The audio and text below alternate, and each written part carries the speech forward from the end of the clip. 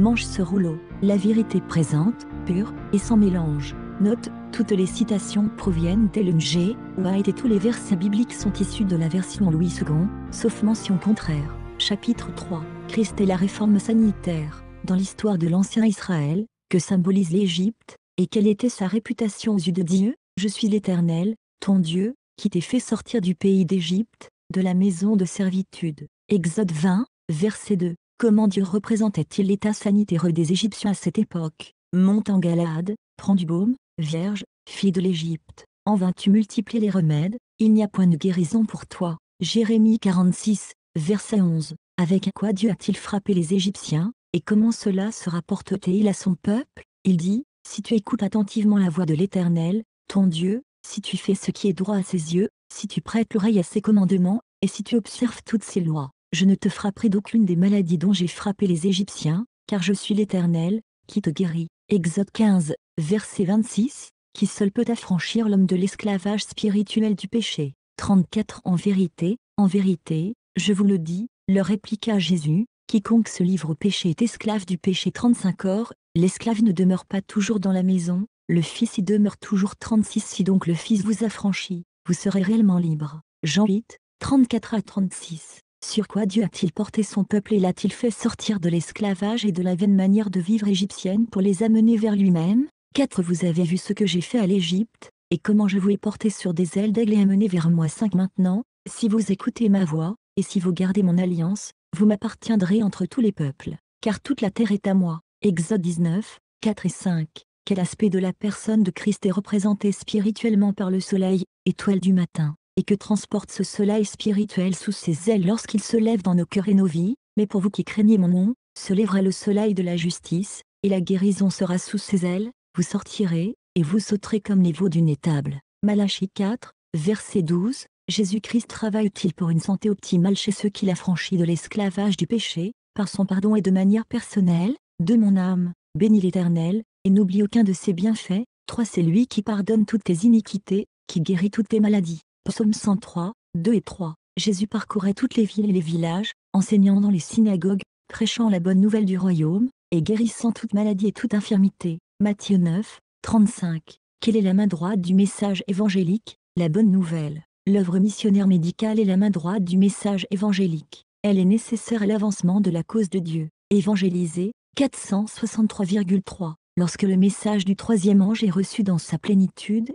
la réforme sanitaire retrouve une place dans les sessions du comité de fédération, dans l'activité des églises, dans les familles, à table et dans tous les compartiments de la vie domestique. De cette façon, le bras droit peut servir et protéger le corps. Conseil sur la nutrition et les aliments, 86,2. La maladie, qu'est-ce que c'est? La maladie est l'effort de l'organisme pour rétablir un équilibre rompu par la violation des principes qui régissent notre être physique. Il faut donc premièrement en rechercher la cause, écarter les mauvaises habitudes et supprimer les conditions insalubres. Puis, on aidera la nature à éliminer les impuretés et à rétablir l'état normal de l'organisme. Le ministère de la guérison, 102.1. Comment définir la tempérance? La vraie tempérance consiste à s'abstenir de tout ce qui est nuisible à la santé et à user avec modération de ce qui lui est favorable. Patriarche et prophète 549,2. Quels conseils pratiques avons-nous pour résister à la maladie, dans des épidémies et pandémies? Les animaux sont malades, et en consommant leur chair nous introduisons les germes de la maladie dans nos tissus et dans notre sang.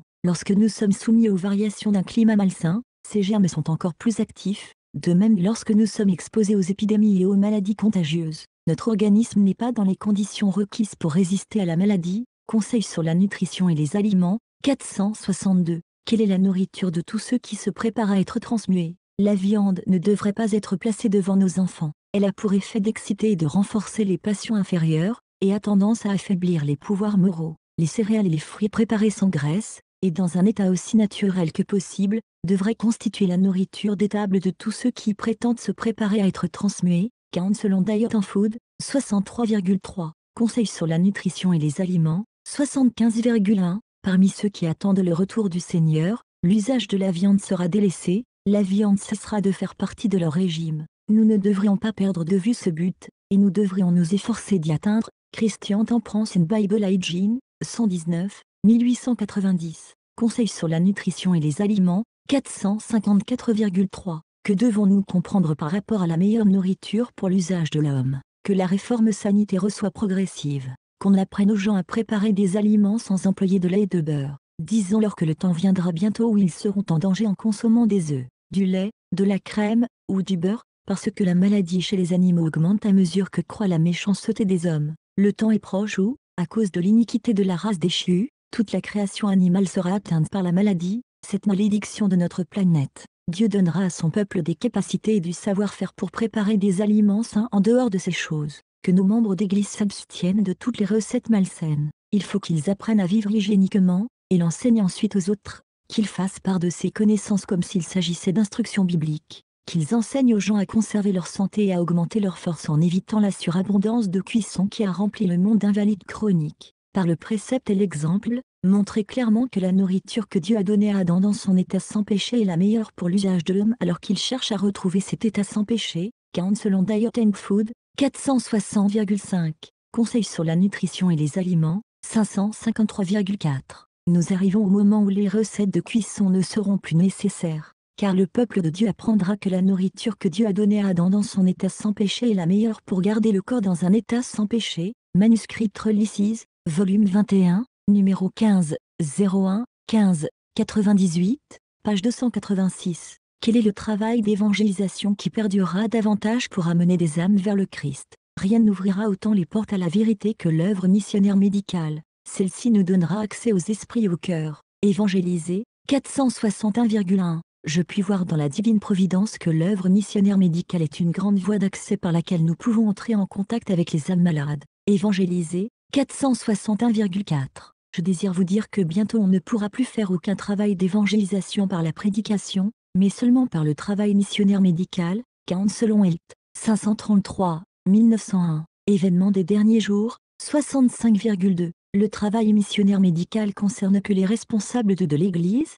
Nous sommes arrivés à une époque où chaque membre de l'Église devrait faire un travail missionnaire médical. Le monde est un vaste hôpital, rempli des victimes de maladies physiques et spirituelles. 40 selon Diet and Food, 455,3. Conseils sur la nutrition et les aliments, 548,1. Quels sont les vrais remèdes? L'air pur, le soleil, l'abstinence, l'eau, le repos, l'exercice, une alimentation judicieuse, la confiance en Dieu, voilà les vrais remèdes. Chacun devrait connaître les traitements naturels et la manière de les appliquer. Il est essentiel d'être au courant des principes qui régissent le soin des malades, et d'acquérir une expérience pratique à cet égard. Le ministère de la guérison, 102.2. L'emploi des médicaments, tel qu'il est pratiqué généralement, est un fléau. Soyez sur vos gardes en ce qui concerne les médicaments. Usez-en de moins en moins, mais faites confiance aux agents naturels. Alors la nature viendra en aide aux médecins de Dieu, l'air pur, le naturel, l'exercice physique, et une conscience en paix. Ceux qui persistent à faire usage de thé,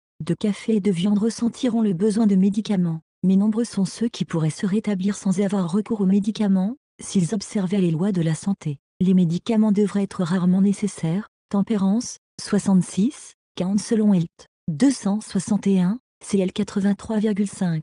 Laissez maintenant beaucoup demander, Seigneur, que veux-tu que je fasse? C'est la volonté du Seigneur que sa méthode de guérison sans médicaments soit mise en avant dans chaque grande ville grâce à nos institutions médicales. Dieu investit d'une sainte dignité ceux qui sortent avec sa puissance pour guérir les malades. Que la lumière brille de plus en plus loin, dans chaque endroit où il est possible de pénétrer. Satan rendra le travail aussi difficile que possible, mais le pouvoir divin accompagnera tous les travailleurs sincères. Guidés par la main de notre Père Céleste, avançons en saisissant chaque opportunité pour étendre l'œuvre de Dieu. Medical Ministry, 325. Quelle relation existe-t-il entre la véritable éducation et le message du troisième ange? Nous savons qu'il existe de nombreuses écoles qui offrent des opportunités d'éducation dans les sciences, mais nous désirons quelque chose de plus que cela. La science d'une véritable éducation est la vérité, qui doit être si profondément imprimée dans l'âme qu'elle ne puisse être effacée par l'erreur qui abonde partout. Le message du troisième ange est la vérité, la lumière et la puissance, et le présenter de manière à ce que des impressions justes soient laissées dans les cœurs devrait être le travail de nos écoles autant que de nos églises, du professeur autant que du ministre. Ceux qui acceptent des postes d'éducateurs devraient de plus en plus apprécier la volonté révélée de Dieu, si clairement et frappamment présentée dans Daniel et l'Apocalypse. Testimony for the Church, volume 6, 131.1. Note, le message du troisième ange est le message de la véritable éducation. Quels environnements sont propices à l'éducation véritable? Les parents doivent comprendre que l'éducation de leurs enfants est une œuvre cruciale pour le salut des âmes. Dans les zones rurales, d'abondantes activités utiles sont à accomplir, celles-là même qui favoriseront la santé physique en développant les nerfs et les muscles. Quittez les vides est le message que je porte pour l'éducation de nos enfants. Letters and Manuscript, volume 23, 1908. Pas une famille sur 100 ne retirera un avantage physique, mental et spirituel en habitant la ville. Les endroits retirés, les champs, les collines et les bois favorisent le développement de la foi, de l'espérance, de l'amour et du bonheur. Arrachez vos enfants au spectacle et au bruit de la ville, au vacarme des tramways et des attelages, et leurs facultés mentales s'en trouveront améliorées. Il sera beaucoup plus facile de faire pénétrer dans leur cœur les vérités de la parole de Dieu. De nombreux parents quittent les campagnes pour s'établir dans les villes, croyant y trouver des habitations plus confortables et plus conformes à leurs désirs. Mais par ce changement, ils exposent leurs enfants à de nombreuses et dangereuses tentations. Les jeunes gens sont livrés à l'oisiveté et, de ce fait, subissent les influences de la rue. Ils descendent ainsi un à un les échelons de la dégradation, perdant finalement tout intérêt pour ce qui est bon, pur et sain. Il eût été bien préférable pour ces familles de rester à la campagne, où les conditions favorisent le développement des qualités physiques et mentales, que l'on apprenne aux jeunes à cultiver la terre, ce qui leur procurera une fatigue saine et un sommeil pur et paisible. Par suite de l'insouciance des parents, les jeunes habitants de nos villes tombent dans la corruption et souillent leur âme devant Dieu. Le foyer chrétien, 131.3, 1952, 1905. Est-il sage pour les parents d'envoyer leurs enfants dans des écoles publiques aujourd'hui, en cette période de péril? Les parents craignant Dieu, tout comme les pères et les mères de l'Israël ancien, devraient comprendre la volonté du Seigneur les concernant eux-mêmes et leurs enfants. En planifiant l'éducation de leurs enfants en dehors du foyer, ils devraient réaliser qu'il n'est pas prudent de les envoyer maintenant dans les écoles publiques. Les parents devraient s'efforcer d'envoyer leurs enfants dans des écoles où ils peuvent obtenir une éducation basée sur des fondements bibliques, une éducation à acquérir progressivement, ligne sur ligne, précepte sur précepte, un peu ici et un peu là. Manuscript, volume 18, MS 54, 1903, paragraphe 7, parlant des universités, Martin Luther, écrivait « Je crains fort que les universités ne soient de grandes portes de l'enfer, si l'on ne s'applique pas avec soin à y expliquer la Sainte Écriture et à la graver dans le cœur des jeunes gens. Je ne conseille à personne de placer son enfant là où l'Écriture ne règne pas. Toute institution où l'on ne consulte pas sans relâche la parole de Dieu est vouée à la corruption. » D'Aubigne, B6, chapitre 3. Cet appel, qui eut un immense retentissement, ne tarda pas à se répandre dans toutes les parties de l'Allemagne. La nation entière en fut émue, et des foules se rallièrent sous les étendards de la Réforme. La tragédie des siècles 148,4. Nos enfants reçoivent-ils des enseignants des écoles publiques des idées en harmonie avec la parole de Dieu? Le péché est-il présenté comme une offense contre Dieu? L'obéissance à tous les commandements de Dieu est-elle enseignée comme le commencement de toute sagesse? Nous envoyons nos enfants à l'école du sabbat pour qu'ils soient instruits dans la vérité, puis lorsqu'ils vont à l'école quotidienne, on leur donne des leçons contenant des mensonges à apprendre. Ces choses embrouillent l'esprit et ne devraient pas exister, car si les jeunes reçoivent des idées qui détournent la vérité, comment contrer l'influence de cette éducation? Pouvons-nous nous étonner qu'avec de telles circonstances, certains des jeunes parmi nous n'apprécient pas les avantages religieux? Pouvons-nous nous étonner qu'ils tombent dans la tentation? Pouvons-nous nous étonner que, négligés comme ils l'ont été, leurs énergies se consacrent à des divertissements qui ne leur font aucun bien, que leurs aspirations religieuses s'affaiblissent et que leur vie spirituelle s'assombrisse? L'esprit sera de la même nature que celle dont il se nourrit, la récolte sera de la même nature que la semence plantée. Ces faits ne montrent-ils pas suffisamment la nécessité de protéger dès les premières années l'éducation des jeunes? Ne serait-il pas préférable que les jeunes grandissent dans un certain degré d'ignorance concernant ce qui est communément accepté comme l'éducation,